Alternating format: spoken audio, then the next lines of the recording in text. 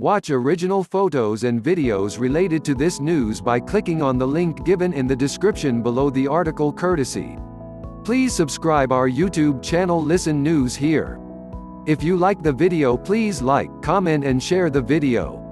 In Las Vegas, a city known for prize fights, the Democrats wore gloves off.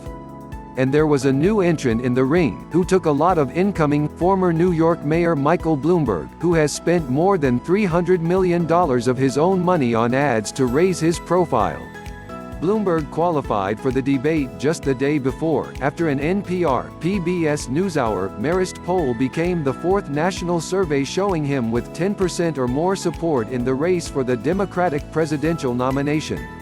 Here with 6 takeaways from a rollicking night. 1. Bloomberg gained the spotlight, but had an uneven performance. All that money bought Bloomberg a raised profile, and a slot on the debate stage. But he had a spotty debate. Bloomberg had his good moments, talking about how to beat President Trump, why Vermont Senator Bernie Sanders, in his view, would lose, and defending capitalism against socialism. "What a wonderful country we have," Bloomberg said before taking aim at Sanders. The best-known socialist in the country happens to be a millionaire with 3 houses. What did I miss here? But Bloomberg, 78, hasn't debated in 11 years, and it showed.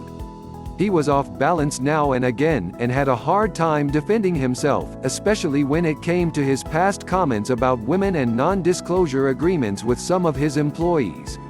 "None of them accuse me of doing anything," Bloomberg said, "other than maybe they didn't like a joke I told."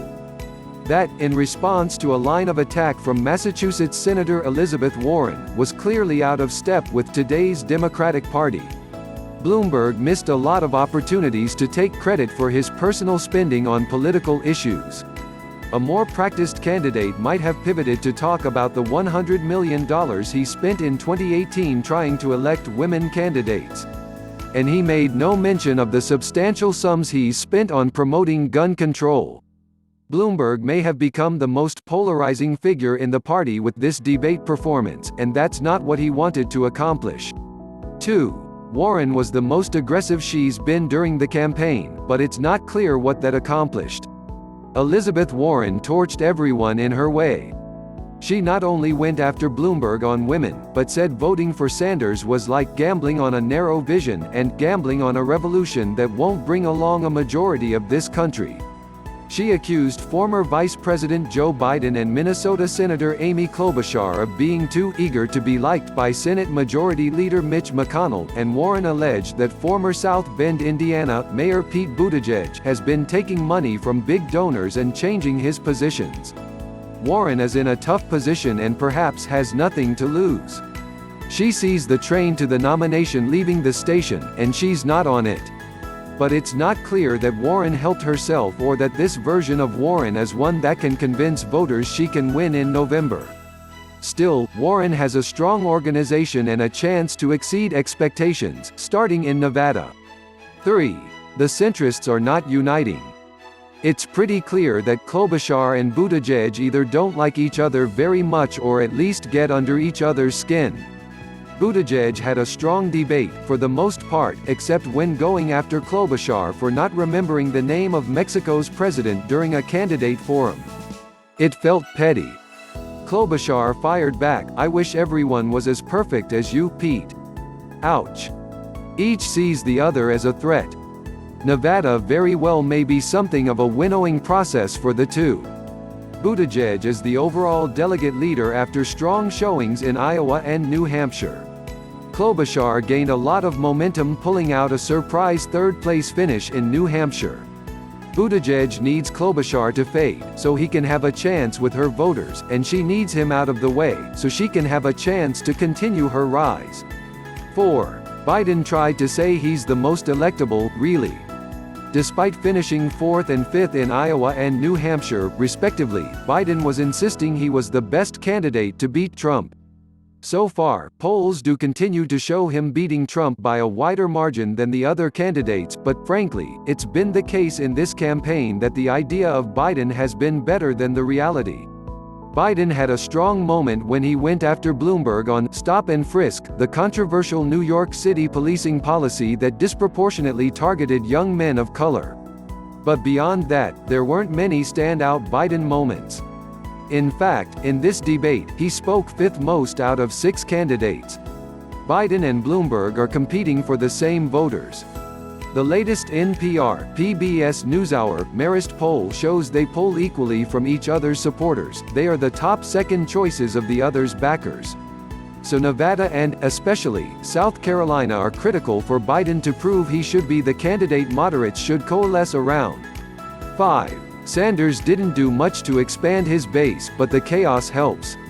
Since campaigning in Iowa and winning New Hampshire, Sanders' demeanor has been subtly different than his usually fired-up persona. Apparently sensing he could really be the nominee, Sanders has conducted himself largely composed and calm. For so long, Sanders has been throwing stones from the outside, but suddenly, he's the inside man, the one with the best chance at the nomination. But in this debate, he reverted back to his irascible form. That's likely because he was on stage with a billionaire who has bypassed the traditional system of campaigning and stands for a lot of things Sanders is diametrically opposed to. Eventually, Sanders has to get back to a posture that doesn't scare the rest of the party, but he's got his base locked down, and the latest NPR-PBS NewsHour Marist poll showed him expanding some. With moderates still not coalescing around a single candidate, the chaos works to Sanders' benefit. He very well could wind up with a plurality of pledged delegates at the convention. And that explains his position that the pledged delegate leader should be the nominee, even though the party's rules require an absolute majority of delegates to secure the nomination. 6. The person all of this helps most is Trump. Trump and his team likely couldn't be happier seeing what they saw from this debate. Arguments of capitalism versus socialism, moderates unable to settle on one candidate, and overall squabbling are music to the "Make America Great Again" crowd's ears. A long, drawn-out nomination contest, which everyone is now expecting, helps the president. The longer the prize is in play, the longer it takes for Democrats to focus on Trump, build the needed infrastructure for a national campaign and raise the necessary money to win.